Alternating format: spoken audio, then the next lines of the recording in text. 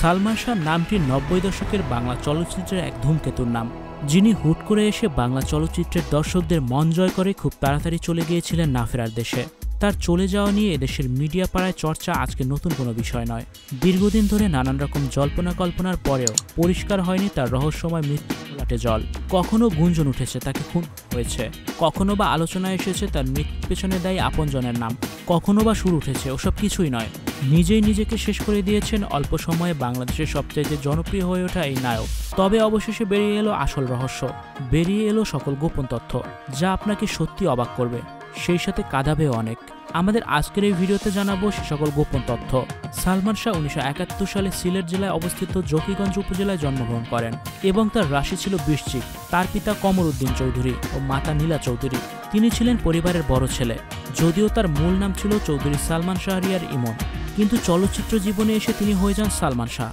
Studio 4D আপনাদের জন্য নিয়ে এসেছে শুটিং হাউস এবং শীতাতাপ নিয়ন্ত্রিত স্টুডিও সুবিধা, আছে অত্যাধুনিক মেকআপ রুম, এছাড়াও পাচ্ছেন বিভিন্ন ধরনের সিনের ক্যামেরা ও শুটিং লাইটের সুবিধা। বিস্তারিত জানতে এখনই কল করুন 01974860664। হাউসটি দেখতে চলে আসুন আমাদের ঠিকানায় সেক্ষেত্রে রোড নাম্বার 9 বাড়ি 24।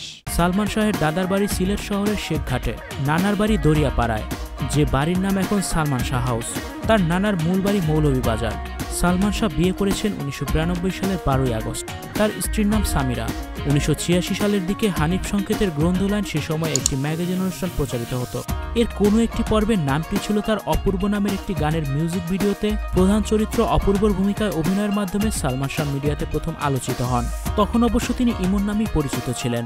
মিউজিক ভিডিওটি জনপ্রিয়তা পেলেও নিয়মিত টিভিতে না আসার কারণে দর্শক আস্তে আস্তে ইমনকে ভুলে যায়। কয়েক বছর পর অবশ্য তিনি আব্দুল্লাহ আল মামুনের প্রযোজনায় পাথর সময় নাটকের একটি ছোট চরিত্রে এবং কয়েকটি বিজ্ঞাপন চিত্রেও কাজ করেছিলেন।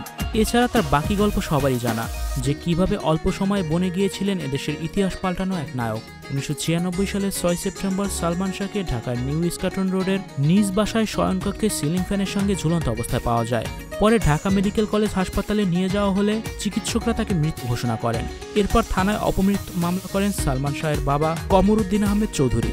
১৯৯৭ সালের জুলাই মাসে তার ছেলেকে হত্যা করা হয়েছে অভিযোগ করে মামলাটি হত্যা মামলায় রূপান্তরিত করার আবেদন জানান তিনি।